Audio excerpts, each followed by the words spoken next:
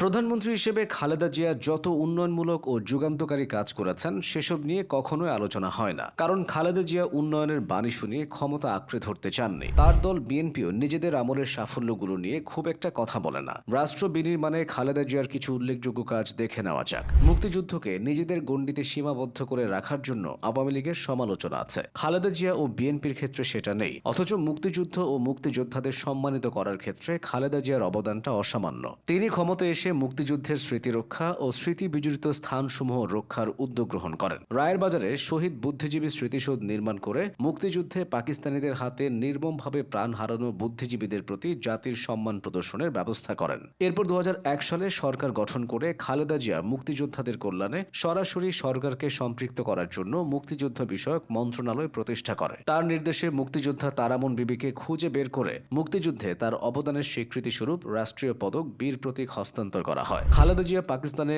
অসম্মানিত অবস্থায় পড়ে থাকা মুক্তিযুদ্ধের বীর সৈনিক বীরশ্রেষ্ঠ মতিউর রহমানের দেহাবশেষ বাংলাদেশে নিয়ে আসার ব্যবস্থা গ্রহণ করেন। এবার আসা যাক অন্য প্রসঙ্গে। 3 দফায় সরকার গঠন করে বেগম খালেদা জিয়ার নেতৃত্বাধীন সরকার রাষ্ট্র পরিচালনার ক্ষেত্রেও বেশ কিছু গুরুত্বপূর্ণ সিদ্ধান্ত নিয়েছেন, যেগুলো এদেশের রাজনীতির ইতিহাসে মাইল ফলক হয়ে থাকবে। সংবিধানের দ্বাদশ সংশোধনীর মাধ্যমে এবং ত্রয়োদশ সংশোধনীর মাধ্যমে নিরপেক্ষ তত্ত্বাবধায়ক সরকারের অধীনে জাতীয় নির্বাচনের ব্যবস্থা গ্রহণ এসবের মধ্যে অন্যতম। খালেদা জিয়ার সরকার রাষ্ট্রীয় কার্যক্রম পরিচালনায় 7টি সংসদীয় কমিটি গঠন করেন, যাতে বিরোধী দলীয় সাংসদদেরকে গুরুত্ব সহকারে অবস্থান দেওয়া হয়। শিক্ষা খাতে বাধ্যতামূলক প্রাথমিক শিক্ষা আইন এবং মেয়েদের জন্য 10ম শ্রেণী পর্যন্ত বিনা বেতনে পড়াশোনার ব্যবস্থা করা তার সরকারের অন্যতম অবদান। তার সরকারের আমলে বাংলাদেশ উন্মুক্ত বিশ্ববিদ্যালয় ও জাতীয় বিশ্ববিদ্যালয়ের পথ চলা শুরু হয়। বেসরকারি বিশ্ববিদ্যালয় প্রতিষ্ঠার অনুমোদন তার সরকারের আমলেই গৃহীত হয়। তিনি জিয়াউর রহমানের অর্থনীতির অনুসরণ করে বেসরকারীকরণের উপর গুরুত্ব আরোপ করেন। ব্যক্তিগত আয়কর প্রদানের হার 55% থেকে 25% নিয়ে আসেন। ব্যবসায় সহজ করার লক্ষ্যে 27 ধরনের শুল্ক হ্রাস করে 7 ধরনের আমদানি শুল্ক নির্ধারণ করেন। বেগম খালেদা জিয়া বাংলাদেশে মুক্তবাজার অর্থনীতির সূচনা করেন। দেশের ভূভাগের খনিজ সম্পদকে কাজে লাগাতে বড় পুকুরিয়ায় কয়লা খনি ও মধ্যপাড়ার শ্বেত পাথরের খনি থেকে উত্তোলন কার্যক্রমের সূচনা তার সরকারের আমলেই করা হয়। বেগম খালেদা জিয়ার শাসনামলে নারীদের আত্মনির্ভরশীল রূপে গড়ে তোলার জন্য প্রধানমন্ত্রীর তহবিল থেকে সহজ শর্তে ঋণ সহায়তা প্রকল্প গ্রহণ করা হয়। আত্মকর্মসংস্থান কর্মসূচির অংশ হিসেবে সহজ শর্তে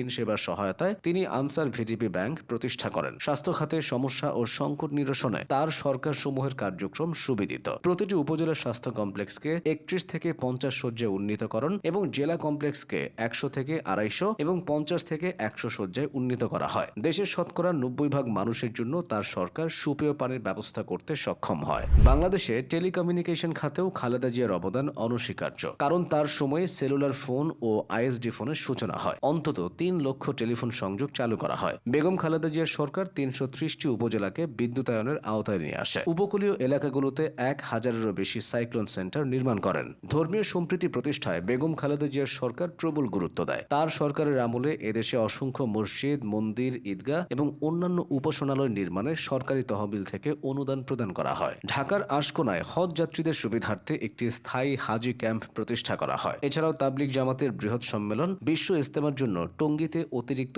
300 একর জমির বন্দোবস্ত করে বেগম খালেদা জিয়ার সরকার। প্রধানমন্ত্রী হিসেবে খালেদা জিয়ার এসব সাফল্যের কথা আপনি কতটুকু জানতেন?